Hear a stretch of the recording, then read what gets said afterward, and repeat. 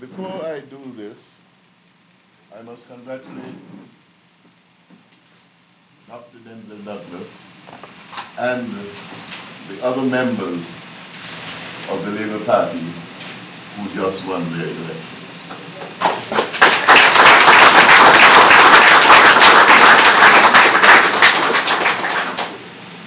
I would also like to read the instrument appointing Dr. Denzil Douglas to be the Prime Minister of the government of St. Christopher and Nevis. By His Excellency Cuthbert Montrevel Sebastian, Knight Grand Cross of the Most Distinguished Order of St. Michael and St. George, Officer of the Most Excellent Order of the British Empire, Doctor of Medicine, Master of Surgery, Governor General of St. Christopher and Nevis. To Denzil Llewellyn Douglas, MD. Greeting. By virtue of the power and authority in me vested by Section 52, bracketed 2, of the Constitution of St. Christopher and Nevis, I do hereby appoint you, the said Honorable Denzil Llewellyn Douglas, to be the Prime Minister of St. Christopher and Nevis, with the powers, rights, privileges, and advantages to the same belonging or appertaining, with effect from Wednesday, 27 January 2010. And I do hereby command all and singular Her Majesty's officers and loving subjects in St. Christopher and Nevis, and all others whom it may concern, to take due notice hereof and to govern themselves accordingly. Given under my hand and the public seal of St. Christopher and Nevis at Government House, St. Christopher, this 27th day of January 2010, and in the 58th year of Her Majesty's reign. Signed, Cuthbert M. Sebastian, Governor General.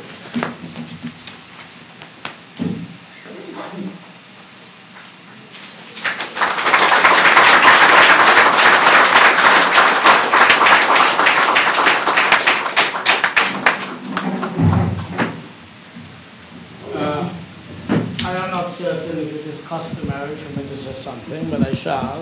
Yes. Firstly, may I, in thanking, also recognize His Excellency the Governor General, Dr. Sir Cuthbert Sebastian, His Lordship, Your Lordship, Justice Francis Bell, the other members of the Labour team who have just been re-elected. I recognize, of course, the Honorable Sam Terence Conda and Mrs. Conda. I recognize the Honorable Dr. Timothy Harris. I recognize, of course, the Honorable Dr. Earl Asim Martin. And for the first time, I'm going to say it, I recognize the Honorable Glenn Phillip. And of course, not for the first time, but before, the Honorable Marcella Liebert. And all others who are here, I recognize our Chief Secretary, Mr. Ed Mead. I must also recognize, may I go back a bit, Mrs. Phillip, the wife of Glenn Phillip. Our ambassadors who are here, and I know someone came in to see me. I must recognize the ambassador of St. Kitts and Nevis, who is resident in Cuba, the Honorable, well, His Excellency, the ambassador from Libya, Ambassador Ali.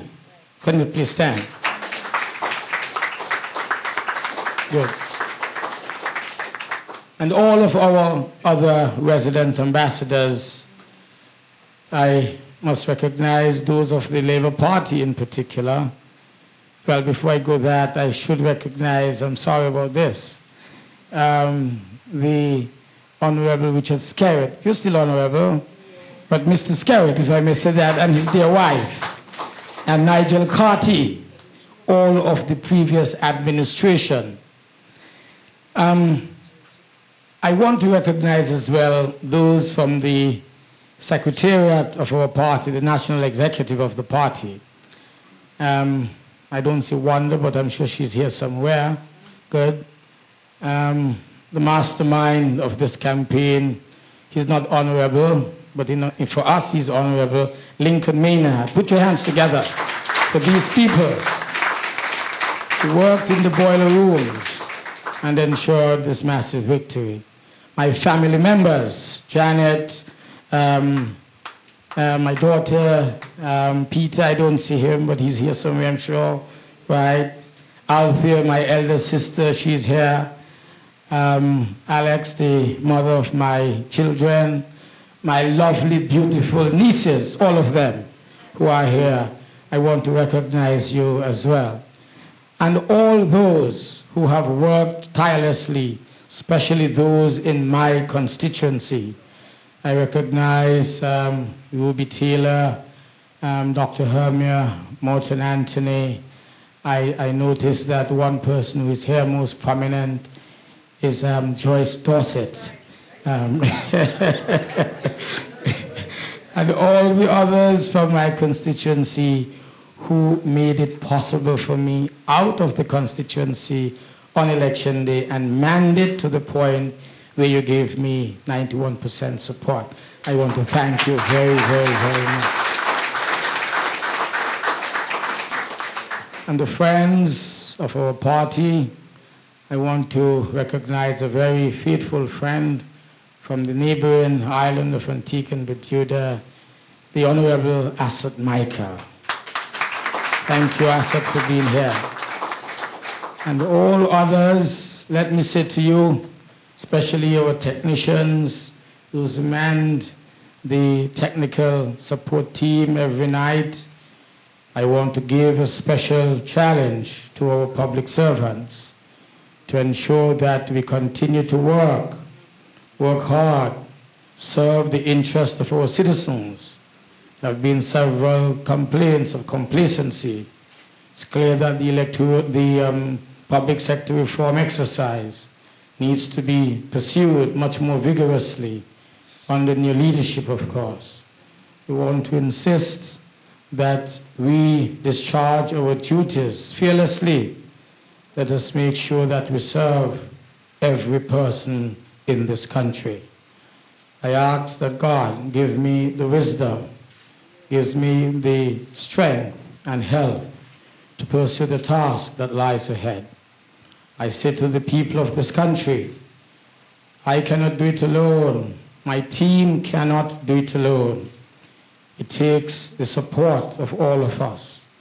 It takes the prayers of all from our nation so that we will survive. Not only survive, but we would be able to continue to lead a life where each man and woman can be proud from the quality of life that he shall enjoy, so that we can be proud citizens of St. Kitts and Nevis. I thank you all for being here. I thank you all for your support. I wish you God's blessings, Godspeed. May his blessings ever flow on this our beautiful country, St. Kitts and Nevis. Thank you all. Thank you, thank you, thank you.